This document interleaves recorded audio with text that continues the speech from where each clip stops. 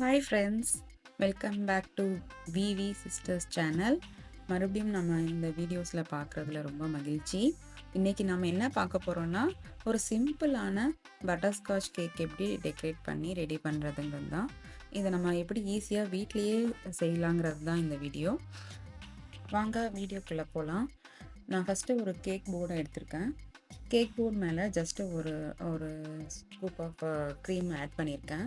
Add பண்ணி அதை லைட்டாக ஸ்மூதன் பண்ணிவிட்டு அது மேலே நான் 3 கேக்ஸ் ஆல்ரெடி பேக் பண்ணி வச்சுருக்கேன். அதை வந்து ஒன்று ஒன்று ஸ்டாக் பண்ணிகிட்ருக்கேன்.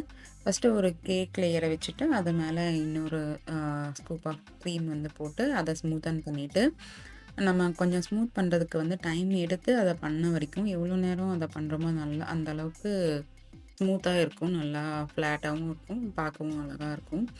அண்டு அது மேலே second layer of cake add பண்ணி இன்னொரு ஸ்கூப் ஆஃப் க்ரீம் போட்டுட்டு அதையும் நல்லா ஸ்மூத் பண்ணி சைட்ஸ்லலாம் அப்ளை பண்ணி அதை நல்லா ஸ்மூத் பண்ணிவிட்டு அந்த தென் நம்ம தேர்ட் லேயர் ஆஃப் இது கேக் எடுத்து அது மேலே போட்டு நம்ம நல்லா ஸ்மூத் பண்ணி சைட்ஸில் அண்டு மேலே இதெல்லாம் ஸ்மூத் பண்ணி விடணும்.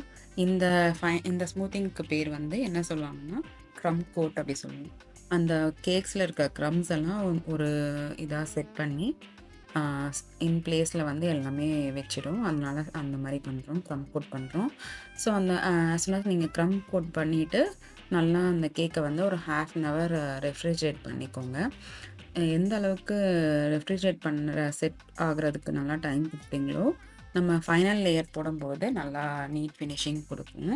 அதுக்காக தான் இப்போது நான் வந்து ஃப்ரிட்ஜில் இருந்து எடுத்துட்டேன் ஒரு 1/2 அன் ஹவர் கழித்து. எடுத்து இப்போது ஃபைனல் கோட்டிங் கொடுக்குறேன். ஃபைனல் கோட்டிங் கொடுத்துட்டு நம்ம அதுலேயே நம்ம ஃபினிஷ் பண்ணிவிட்டு நம்ம அவுட்லைன் வந்து பார்டர்லாம் போட்டுட்டு நம்ம டெக்கரேட் பண்ணிடலாம். நானாக மறுபடியும் இன்னொரு வாட்டி ஃப்ரிட்ஜில் ரெஃப்ரிஜரேட் பண்ணுவேன் அந்த கேக்கை ஃபைனல் கோட்டிங் பண்ணிவிட்டு. ஸோ அப்போ வந்து நம்ம ஃபினிஷிங் நல்லா ஸ்மூத் பண்ணி நீட் பண்ணுறதுக்கு வந்து நல்லா அது ஹெல்ப் பண்ணும். க்ரம் கோட் பண்ணிவிட்டு ஒரு 30 மினிட்ஸ் ரெஃப்ரிஜரேட் பண்ணிவிட்டு மறுபடியும் எடுத்து ஃபைனல் கோட் கொடுத்துட்டு ஒரு 30 மினிட்ஸ் ரெஃப்ரிஜரேட் பண்ணிவிட்டு அப்புறம் எடுத்து நான் நல்லா ஸ்மூத் பண்ணிவிட்டு பார்டர்ஸ் வந்து போட்டுட்ருக்கேன்.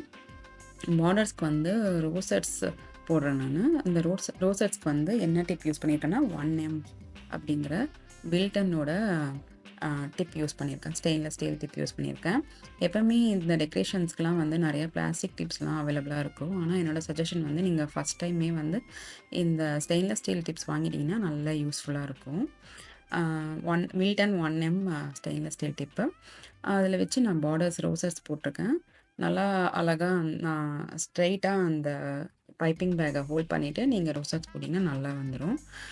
மேலே வந்து டெக்கரேஷனுக்காக நான் பட்டர்ஸ்காட்ச் ரெடி பண்ணி வச்சுருந்தேன். கொஞ்சம் பட்டர்ஸ்காட்ச் முதல் நாளே அதுக்கு ரெடி பண்ணி நல்லா நம்ம ஆற விட்டுடணும். பட்டர்ஸ்காட்சோட ரெசிபியும் நான் அடுத்த வீடியோவில் உங்களுக்கு சொல்கிறேன். அண்டு விப்பிங் க்ரீம் எல்லாத்தோட ரெசிபியும் நான் அடுத்த வீடியோஸில் உங்களுக்கு நான் சொல்கிறேன்.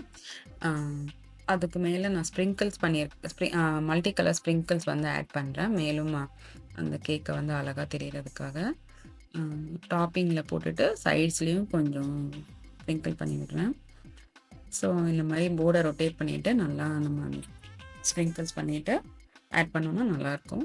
அண்ட் ஃபைனல் டச்சாக பேஸ் போர்டில் வந்து பார்டர்ஸ் போடுறேன். அதே 1M டிப்பில் மைல்டு ஷெல் பார்டர்ஸ் மாதிரி போடுறேன். ரொம்ப அதுக்கு டைம் எடுக்காது, உங்களுக்கு கடகடன்னு போட்டுடலாம், ஈஸியாக இருக்கும். மேலேயும் பார்டர்ஸ் போட்டு கீழேயும் ஃபினிஷிங்கில் பார்டர்ஸ் போட்டு ஃபினிஷ் பண்ணிங்கன்னா அந்த கேக் வந்து பார்க்கவே ரொம்ப அழகாக இருக்கும். இப்போ பார்த்திங்கன்னா நான் அந்த பார்டர் ஷெல்ஸ் போட்டுட்ருக்கேன். ரொம்ப பெரிய எலாபரேட்டடாக ஷெல்ஸ் போடல, ஜஸ்ட்டு குயிக்காக அந்த சும்மா ஃபினிஷிங் இது மாதிரி போட்டிருக்கேன். பார்க்கவும் ரொம்ப நீட் ஃபினிஷிங்காக இருக்கும். உங்களுக்கு பார்த்திங்கன்னா ஸ்ப்ரிங்கிள் சைடில் எப்படி அப்ளை பண்ணியிருக்கேன்னு தெரியும். இதோ நம்மளோட simple and beautiful cake ready ஆகிடுச்சு.